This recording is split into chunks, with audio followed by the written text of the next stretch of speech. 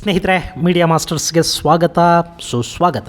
ಗೆಳೆಯರೆ, ನಿನ್ನೆ ಮೊನ್ನೆವರೆಗೆ ಅಬ್ಬರಿಸಿ ಬೊಬ್ಬಿರಿತಾ ಇದ್ದ ಮಾಲ್ಡೀವ್ಸ್ನ ದನಿ ಈಗ ಇದ್ದಕ್ಕಿದ್ದ ಹಾಗೆ ತಣ್ಣಗಾಗಿ ಹೋಗಿದೆ. ಮತ್ತೆ ಚೈನಾ ಹಾಗೂ ಟರ್ಕಿಗಳ ಜೊತೆ ಕೂಡಿಕೆ ಮಾಡಿಕೊಳ್ಳೋ ನಿಟ್ಟಲ್ಲಿ ಭಾರತದ ವಿರೋಧ ಕಟ್ಟಿಕೊಳ್ಳೋದಕ್ಕೆ ಕೂಡ ಸಿದ್ಧವಾಗಿದ್ದ ಮಾಲ್ಡೀವ್ಸ್ನ ಅಧ್ಯಕ್ಷ ಮೊಯ್ಸು ಈಗ ಮೆತ್ತಗಾಗಿದೆ. ಭಾರತ ನಮ್ಮ ಸರ್ವಕಾಲೀನ ಮಿತ್ರ, ಅತ್ಯಂತ ಆಪ್ತ ಮಿತ್ರ. ಭಾರತ ನಮಗಾಗಿ ಸಾಕಷ್ಟು ಸಹಾಯ ಮಾಡಿದೆ. ದೊಡ್ಡ ದೊಡ್ಡ ಯೋಜನೆಗಳನ್ನ ಭಾರತ ನಮ್ಮ ದೇಶದಲ್ಲಿ ಹಮ್ಮಿಕೊಂಡಿದೆ ಅಂತೆಲ್ಲ ಮೊಯ್ಸು ಉಲಿಯೋದಿಕ್ಕೆ ಶುರು ಮಾಡಿದೆ. ಹಾಗಾದ್ರೆ ಮಾಲ್ಡೀವ್ಸ್ ಈ ಪರಿ ಮೆತ್ತಗಾಗಿ ಹೋಗೋದಕ್ಕೆ ಮತ್ತೆ ಭಾರತಕ್ಕೆ ಬೆಣ್ಣೆ ತಿಳ್ತಿರೋದಕ್ಕೆ ಕಾರಣ ಏನು? ಮಾಲ್ಡೀವ್ಸ್ ಆರ್ಥಿಕ ಪರಿಸ್ಥಿತಿ ಈಗ ಹೇಗಿದೆ? ಬನ್ನಿ ನೋಡೋಣ.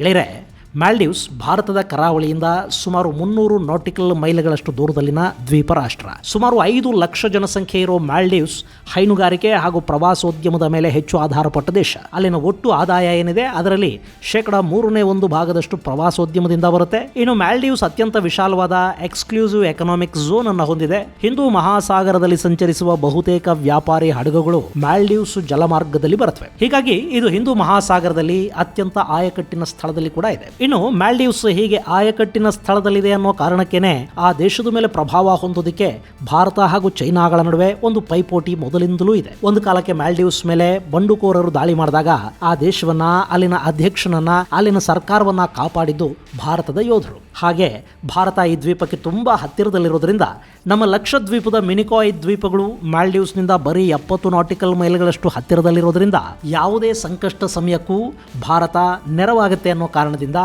ಮಾಲ್ಡೀವ್ಸ್ನ ಆಡಳಿತಗಳು ಭಾರತದ ಜೊತೆ ಅತ್ಯುತ್ತಮ ಸಂಬಂಧವನ್ನು ಇಟ್ಕೊಳ್ತಾ ಬರ್ತಾ ಇದ್ವು. ಆದರೆ ಅದಕ್ಕೆ ಚೈನಾ ಹುಳಿ ಹಿಂಡಿತು. ತಾನು ಕೂಡ ಮಾಲ್ಡೀವ್ಸ್ ಮೇಲೆ ಹಿಡಿತಾ ಹೊಂದೋ ಪ್ರಯತ್ನವನ್ನು ಮಾಡ್ತು. ಅವರಿಗೆ ವಿಪರೀತ ಸಾಲ ಕೊಡೋದಕ್ಕೆ ಮುಂದಾಯಿತು. ಹೀಗಾಗಿ ಅಲ್ಲಿ ಭಾರತದ ಪರ ಮತ್ತು ಚೈನಾ ಪರ ನಿಲುವಿನ 2 ಆಡಳಿತಗಳು ಶುರುವಾದವು. ಒಮ್ಮೆ ಭಾರತವನ್ನು ಪ್ರೀತಿಸುವ ಸರ್ಕಾರ ಅಲ್ಲಿ ಆರಿಸಿ ಬಂದ್ರೆ ಮತ್ತೊಮ್ಮೆ ಚೈನಾ ಬೆಂಬಲಿತ ಸರ್ಕಾರ ಅಲ್ಲಿ ಆರಿಸಿ ಬರುತ್ತೆ. ಈ ಹಿಂದೆ ಭಾರತದ ಬಗ್ಗೆ ಅಪಾರ ಪ್ರೀತಿಯನ್ನು ಹೊಂದಿದ್ದ ಇಬ್ರಾಹಿಂ ಸೋಲಿ ಅಲ್ಲಿ ಅಧ್ಯಕ್ಷರಾಗಿದ್ರು.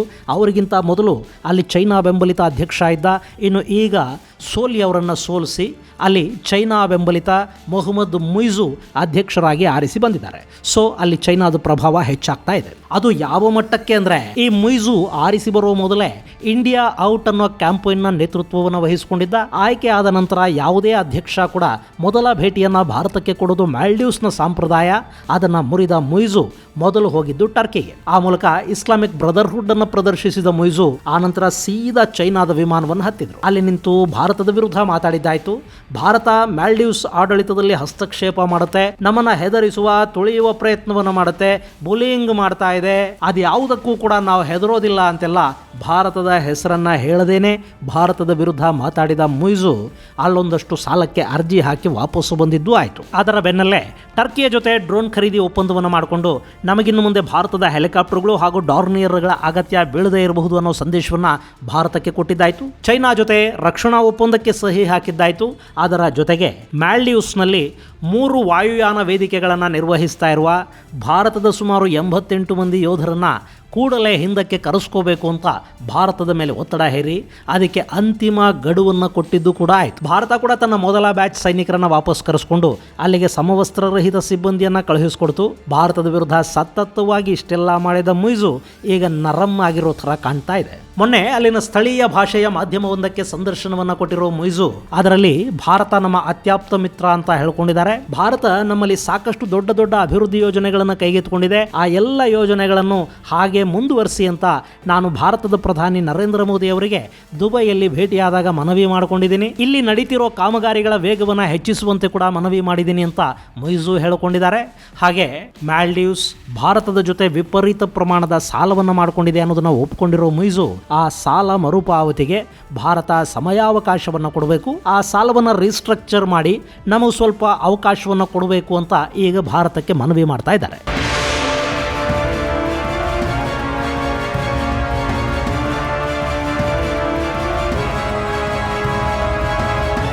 ಗೆಳೆಯರೆ, ಭಾರತ ಮಾಲ್ಡೀವ್ಸ್ನಲ್ಲಿ ಸಾಕಷ್ಟು ಪರಿಹಾರ ಕಾಮಗಾರಿಗಳನ್ನ, ಅಭಿವೃದ್ಧಿ ಕೆಲಸಗಳನ್ನ ಕೈಗೊಂಡಿದೆ. ಈ ಮಾಲ್ಡೀವ್ಸ್ ಇದೆಯಲ್ಲ, ಇದರ ದೊಡ್ಡ ಸಮಸ್ಯೆ ಅಂದ್ರೆ ಇಲ್ಲಿ ಹವಾಮಾನ ವೈಪರೀತ್ಯದ ಕಾರಣದಿಂದ ಸಮುದ್ರದಲ್ಲಿ ಉಂಟಾಗುವ ಏರಿಳಿತಗಳು ಇಡೀ ದ್ವೀಪವನ್ನ ಸಮಸ್ಯೆಗೆ ಸಿಲುಕಿಸ್ತಾ ಇರುತ್ತವೆ. ನೀವಿಲ್ಲಿ ನೋಡ್ತಾ ಇದ್ದೀರಲ್ಲ, ಇದು ಮಾಲ್ಡೀವ್ಸ್. ಇದು ಒಂದು ದ್ವೀಪ ಅಲ್ಲ, ಚಿಕ್ಕ ಚಿಕ್ಕ ಹಲವಾರು ದ್ವೀಪಗಳ ಸಮೂಹ ಇದೆ. ಇದರಲ್ಲಿ ಕೆಲ ದ್ವೀಪಗಳಲ್ಲಿ ಜನವಸತಿ ಇದೆ, ಇನ್ನು ಕೆಲ ದ್ವೀಪಗಳು ಕೇವಲ ಟೂರಿಸಂಗೆ, ಮೀನುಗಾರಿಕೆಗೆ ಮಾತ್ರ ಬಳಕೆ ಆಗುತ್ತೆ. ಇಲ್ಲಿ ಸಮುದ್ರದಲ್ಲಿ ಅಲೆಗಳ ಅಬ್ಬರ ಹೆಚ್ಚಾದಾಗ, ನೀರು ಹೆಚ್ಚಾದಾಗ ಒಂದಷ್ಟು ದ್ವೀಪಗಳು ಮುಳುಗಿ ಹೋಗ್ತಾ ಇರತ್ವೆ, ಕಡಲ್ ಕೊರೆತಕ್ಕೆ ತುತ್ತಾಗತ್ವೆ. ಅಂತಹ ಸಂದರ್ಭದಲ್ಲಿ ಇಲ್ಲಿನ ಮೀನುಗಾರರು ತುಂಬಾನೇ ಸಮಸ್ಯೆಗೆ ಈಡಾಗ್ತಾರೆ. ಜೊತೆಗೆ ಈ ದ್ವೀಪಗಳ ಒಳಕ್ಕೆ ಸಮುದ್ರದ ನೀರು ನುಗ್ಗೋದ್ರಿಂದ ಇಲ್ಲಿನ ಕುಡಿಯುವ ನೀರಿನ ವ್ಯವಸ್ಥೆಗೆ ತೊಂದರೆ ಆಗುತ್ತೆ. ಹಿಂದೊಮ್ಮೆ ಇಡೀ ಮಾಲ್ಡೀವ್ಸ್ ಕುಡಿಯೋದಕ್ಕೆ ನೀರಿಲ್ಲದ ಪರಿಸ್ಥಿತಿಯನ್ನು ತಲುಪಿತ್ತು. ಅವತ್ತು ತುರ್ತಾಗಿ ಅವರಿಗೆ ಶುದ್ಧ ಕುಡಿಯುವ ನೀರನ್ನು ಸರಬರಾಜು ಮಾಡಿದ್ದು ಭಾರತ. ಹೀಗೆ ಪ್ರಾಕೃತಿಕ ಸಮಸ್ಯೆಗಳಿಂದ ನರಳುವ ಮಾಲ್ಡೀವ್ಸ್ ಅದನ್ನು ಸರಿಪಡಿಸ್ಕೊಳ್ಳೋದಕ್ಕೆ ಅಂತಲೇ ಸಾಕಷ್ಟು ಸಾಲವನ್ನು ಕೂಡ ಮಾಡಿಕೊಂಡಿದೆ. ನಿಮಗೆ ಗೊತ್ತಿರಲಿ, ಮಾಲ್ಡೀವ್ಸ್ನ GDP $540 ಕೋಟಿ ಅಮೆರಿಕನ್ ಡಾಲರ್. ಅಲ್ಲಿ 5 ಲಕ್ಷ ಜನ ಅಷ್ಟೇ ವಾಸ ಮಾಡ್ತಾರೆ. ಹೀಗಾಗಿ ಅಲ್ಲಿನ ತಲಾದಾಯ ಭಾರತಕ್ಕಿಂತ ತುಂಬಾನೇ ಹೆಚ್ಚಿದೆ. ಅಲ್ಲಿನ ತಲಾದಾಯ $10,300. ಹಾಗೆ ಅಲ್ಲಿ ವಾಸ ಮಾಡೋದಕ್ಕಾಗುವ ಖರ್ಚು ಕೂಡ ಭಾರತಕ್ಕಿಂತ ಸಿಕ್ಕಾಪಟ್ಟೆ ಹೆಚ್ಚಿದೆ. ಯಾಕೆಂದ್ರೆ ಆ ದೇಶ ತನಗೆ ಬೇಕಾದ ಪ್ರತಿಯೊಂದು ವಸ್ತುವನ್ನು ಹೊರಗಿನಿಂದ ಆಮದು ಮಾಡ್ಕೋಬೇಕು. ಹೀಗಾಗಿ ಅಲ್ಲಿ ಪ್ರತಿಯೊಂದರ ಬೆಲೆ ಕೂಡ ಹೆಚ್ಚೆ. ಇನ್ನು ಇತ್ತೀಚೆಗೆ ವಿಶ್ವ ಮಾರುಕಟ್ಟೆಯಲ್ಲಿ ಉಂಟಾಗಿರುವ ಬೆಲೆ ಏರಿಕೆಯ ಪ್ರಭಾವ ಮಾಲ್ಡೀವ್ಸ್ಗೆ ಕೂಡ ತಟ್ಟಿದೆ. ಅಲ್ಲಿ ಇನ್ಫ್ಲೇಷನ್ ರೇಟ್ ತುಂಬಾನೇ ಹೆಚ್ಚಾಗಿದೆ.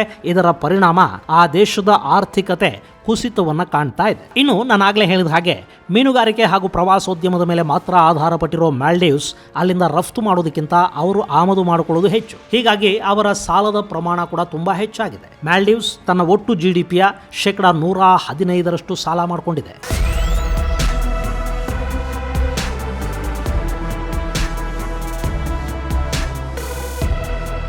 ಗೆಳೆಯರೆ, ಸಾಲ ಮಾಡೋದು ತಪ್ಪಲ್ಲ.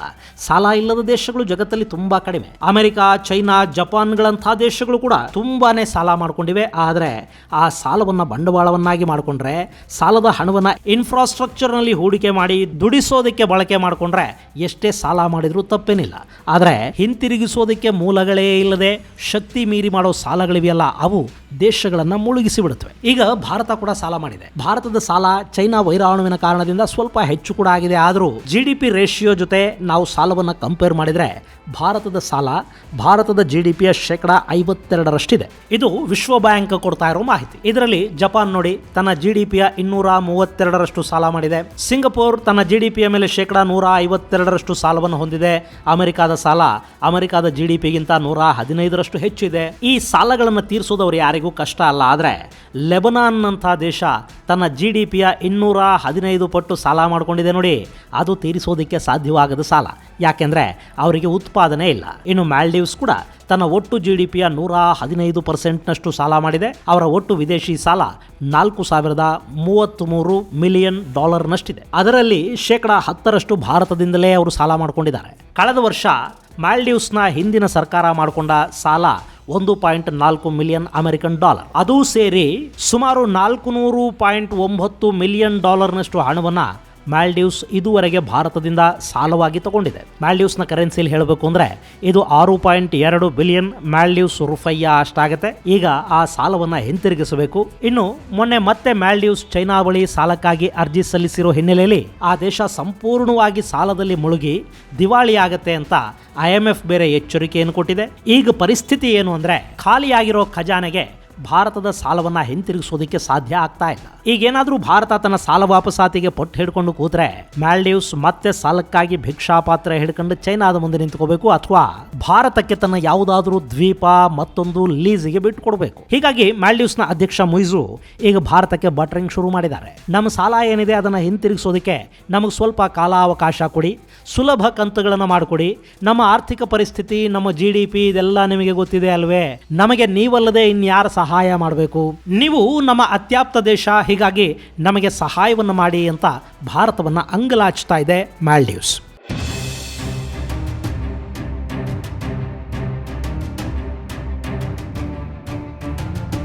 ಅಲ್ಲ, ಮೊನ್ನೆ ತಾನೇ ಇಂಡಿಯಾ ಔಟ್ ಅಂತ ಹೇಳ್ತಾ ಇದ್ರಿ, ಭಾರತೀಯ ಸೇನೆಯನ್ನ ಹಿಂದಕ್ಕೆ ಕರೆಸ್ಕೊಳ್ಳೋದಕ್ಕೆ ಪಟ್ಟು ಹಿಡಿದಿದ್ರಿ ಅಲ್ವಾ ಅಂತ ಕೇಳಿದ ಪ್ರಶ್ನೆಗೆ ನಮ್ಮ ಮತ್ತು ಭಾರತದ ನಡುವೆ ಇದ್ದ ಏಕೈಕ ಸಮಸ್ಯೆ ಅಂದ್ರೆ ಭಾರತದ ಯೋಧರು ನಮ್ಮಲ್ಲಿದ್ರು ಅನ್ನೋದೊಂದೇ. ಅದನ್ನು ನಾವು ಭಾರತಕ್ಕೆ ಮನವರಿಕೆ ಮಾಡಿಕೊಟ್ವಿ. ಭಾರತ ಕೂಡ ತನ್ನ ಸೈನಿಕರನ್ನ ಇಲ್ಲಿಂದ ವಾಪಸ್ ಕರೆಸ್ಕೊಳ್ಳೋದಕ್ಕೆ ಒಪ್ಕೊಳ್ತು.